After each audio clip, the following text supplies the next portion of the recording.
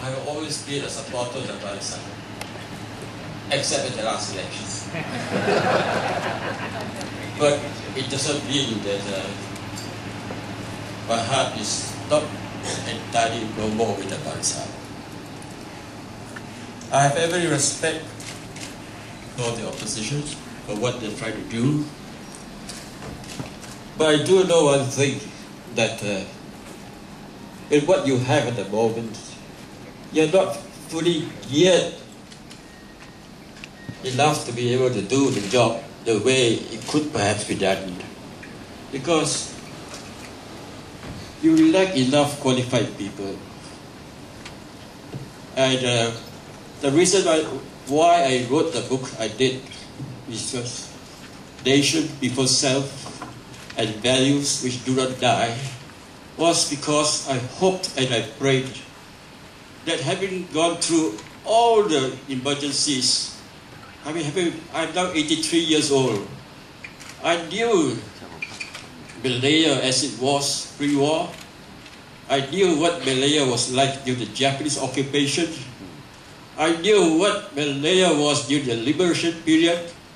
It was such a turbulent time for all the communities. And I knew what it was like and what people like me must do in order to help to create a new nation for all communities. I could have been a politician because I had always been very politically conscious, but I chose to join the police because I knew that unless we could hold the communist terrorists, I say again terrorists, there would be no hope that we could win and the politicians could do the job as it should be done. And we were so lucky to have, during our pre-independence years, politicians who were not really the type of politicians that we see today, but politicians who wanted to do something for their own community, but above all that, they wanted to create a new nation for all communities. And we, the police, took all the risks. I was shot twice, but I survived. Although my family thought I should have resigned, I decided to stay on because I was willing to die for something I believed in. After seeing so many of my Malay comrades, Chinese, Eurasians, Indians die alongside. So I decided to write this book, not only to speak out for myself, but to speak out for all those who are no longer with us, who have given their one and only life for the country. Now, I have to say one thing. The Barisan has done a lot. There's no denying that they've not done anything. They have done a lot. But in the process over the years, things have gone slowly wrong. And that's why we are now in the state that we are in. And I wrote this book. My first manuscript written, completed in May 2006, was handed personally by me to the Prime Minister, Dr. Sri Abdullah Badawi, with a covering letter and an appeal that something must be done before we all go down the drain together. However, the poor man, who is actually basically a good man, sincere man, that job was too big for him to handle because the resistance within his own organization was too strong. Now,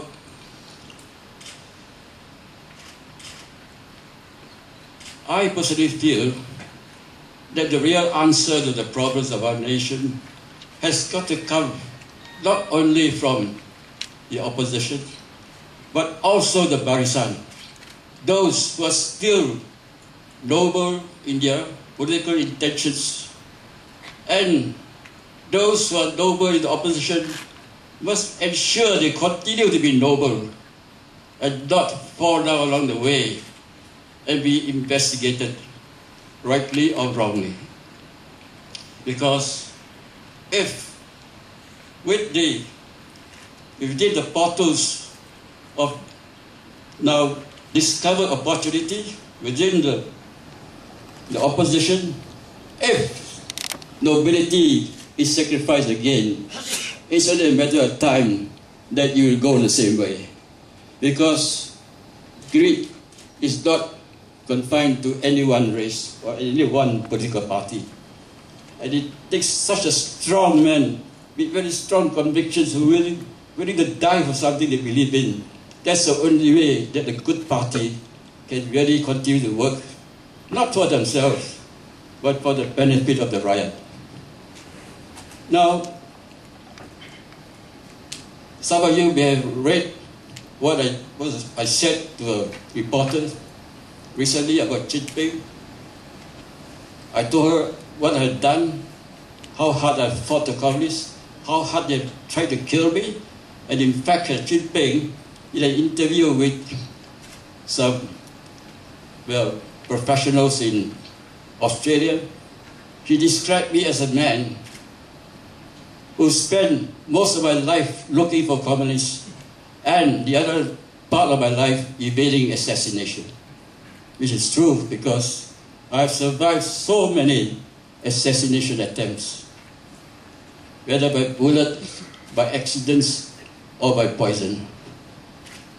I was given a chance. I was recommended and helped by Tan Sri Hadith then. When I retired, he actually arranged for me to migrate and leave this country for my own safety. Some of the people who work under me, former very senior ex-communists who were with me, they had migrated overseas. When everything was arranged, I did not want to go. I changed my mind. Why? Because I hoped and I prayed ever since May 69 that enlightenment would come to more and more people in our nation to work for the common national interest rather than just communal interests.